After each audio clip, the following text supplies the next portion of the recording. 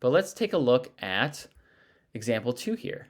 Example 2 says, find the probability of getting exactly 7 heads in 20 flips of a coin. All right, well, we have n identical trials flipping a coin. There are only 2 possible outcomes. There's getting heads or there's getting tails.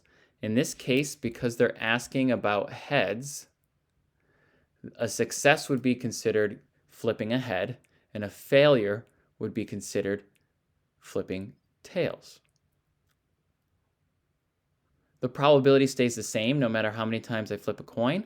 I have a 0.5% or 0.5 chance that I'm going to get heads. I have a 0.5 chance I'm going to get tails.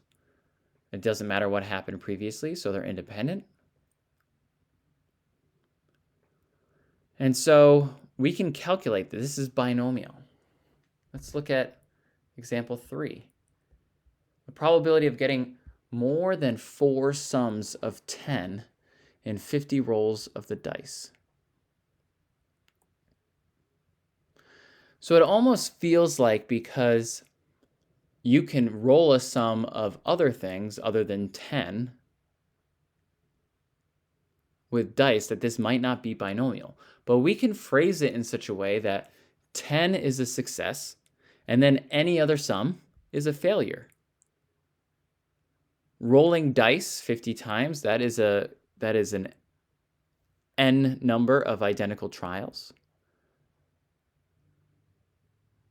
The probability of getting a sum of 10 doesn't change depending on whether I got 10 before or 10 after. So it's independent. So both of these, example 2 and example 3, are examples of binomial random variables. And so we do want to be able to calculate these. I want to calculate the probability of getting exactly 7 heads in 20 flips, which we could do out by hand, but it would take a very long time. We've done problems like this. We've never done 7 heads out of 20 flips, because again, that would take a long time to do.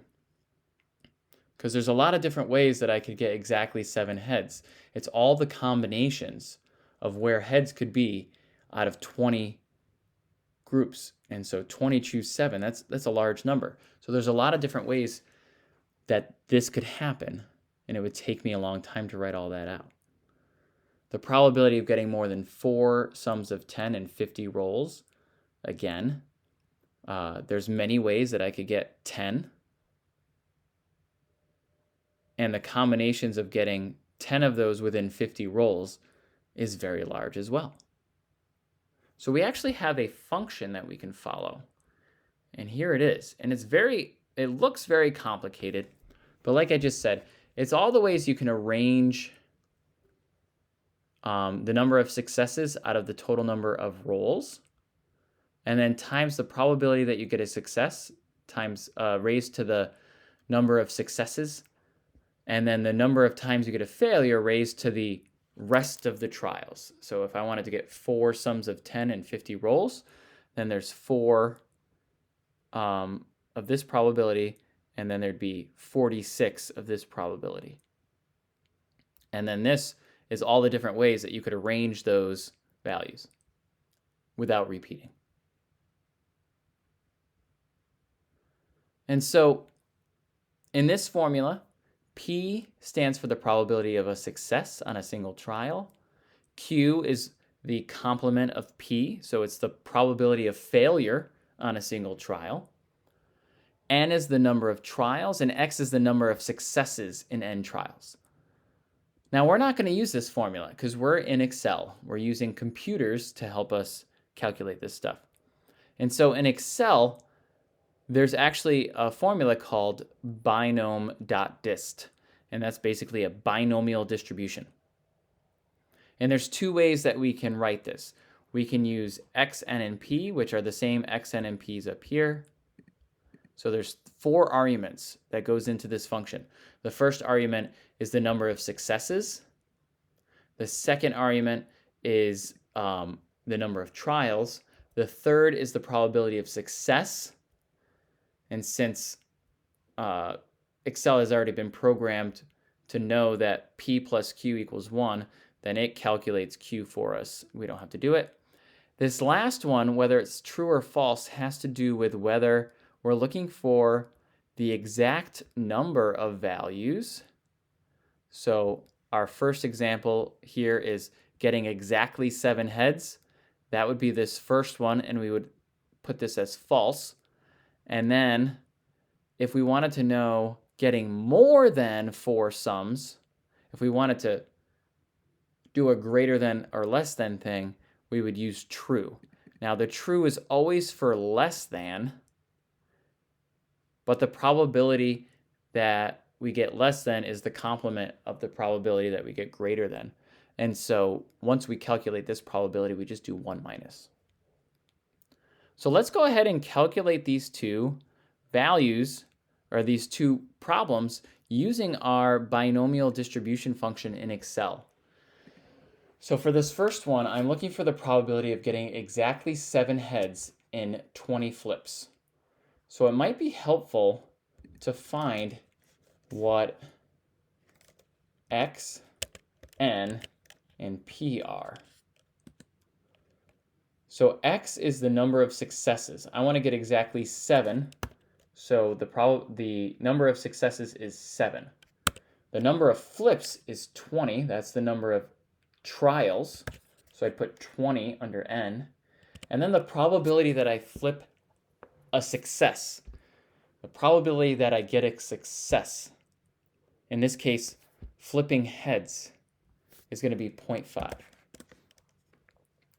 So I can calculate the probability of getting exactly 7 heads in 20. I'm going to move this over just a bit here. Just one more. So here, I'm going to calculate the probability that X is equal to 7.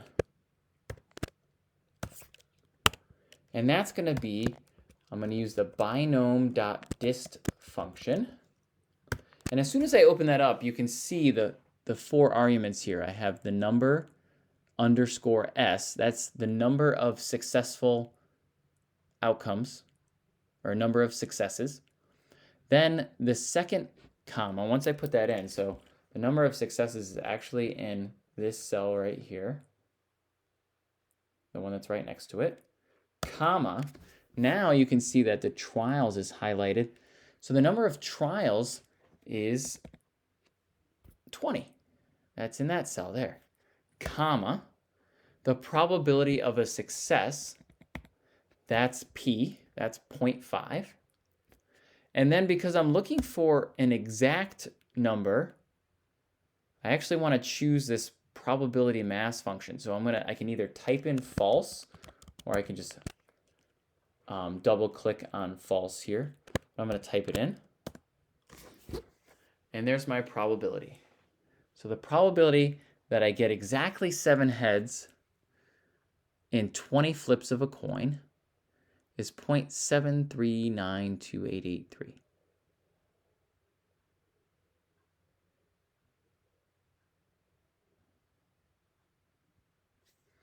Now, what do you think the probability of getting exactly 10 heads in is?